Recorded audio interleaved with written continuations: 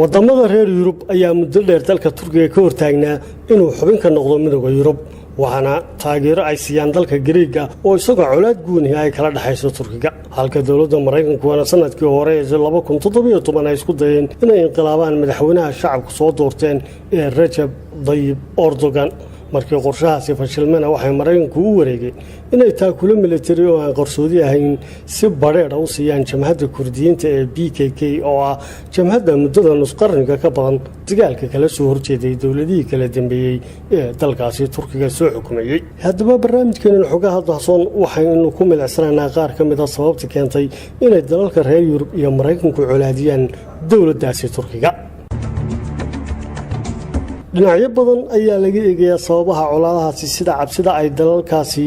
ka qabaan inay soo noqoto khilaafadii islaamku iyo saameynta dhaqaale iyo baayac mushtar ee ay shirkadaha Turkiga ku yeesheen daafaha caalamka isagoo Turkigu hoggaan u ah isbedelada bulsho iyo kuwa siyaasadeed ee ka dhacaya dalalka islaamka qaarkood taageero aan gabasho lahayn siiya shacabka reer Falastiin haatanse waxaynu barnaamijkeena u gaar yeelaynaa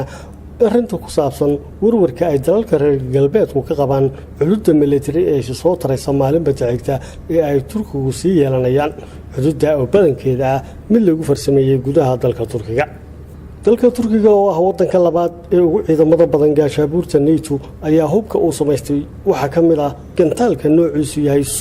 oo ah gantaal lagu hago qalabka GPS-ka isla markaana dabagala oo baacsada bartilmaameedyada dhaqdhaqaaqaya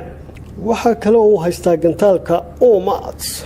oo ah gantaal lagaga hortago taangiyada waana gantaalka isagoo ismaamulayay ee tigsanaya hadafka lagu leeshaamay waxa kale oo jira gantaalka Kataanka T-Uray 300 oo loo adeegsado bartilmaameedyo taagan iyo kuwa dhaqdhaqaaqaya labadaba gantaalka kale ee Atmanga oo ah gantaal lagu baabiyo goobaha cadowga ee badda dhexdeeda helicopter nooceedu yahay Atak T129 waa diyaaradda ciidamada Turkigu adeegsadaan oo ah diyaarad duulimaad xiriir ku jiri karta muddo 750 saacadood waxa kale oo jirta diyaaradda Hargush oo loo isticmaalo dhanka tababarada waana mid ka mid ah diyaaradaha lagu bixiyo tababarada heerka dhexe diyaaradda ilaalinta ee Razga waa diyaaradda habeen iyo maalinba soo basaasi karta cadowga hubka qoryaha boobayaasha ee Turkigu sameysteen waxa yana ka mid ah qoriga Bora 12 oo dhuuntiisu tahay 62 mm waana qoriga tiradiisu gaari karto 1200 mitir madfaca Fintana T155 ayaa madfaca daqiiqadiiba dhuuntiisa ay ka bixi karaan 6 xabadood ee waaweyn ee rasaasta waxa kale oo hubka weheliya taangiga noociisu yahay TAI waana taangiga ogaan kara isla markaana baabiin kara gantaalaha cadowga ee isaga ku soo wajahan Turkigu waxa kale oo ay sameysteen gaariga ciidamada qaada ee waana gaariga aan habeen u baahnayn leedo shito waxa kale oo ciidamada qaadi kara gaari noociisu yahay Kerem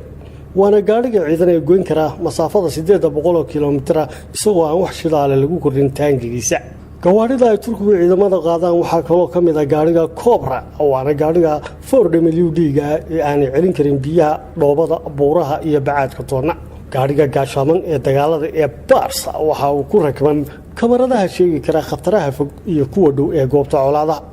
dhanka badda haddii aynu yareeyno waxa halkaa markabka dagaalka ee Milga oo ah markab xawaare dheer ee ku dhaqaaqi kara waxaana weheliya markabka kale ee Ida oo ah markab yar oo aan cidina dushiisa saarnay waxaana lagu dhaqaajin karaa oo lagu wadi karaa laguna hagi karaa tiknoolajiyada dayax gacmeedada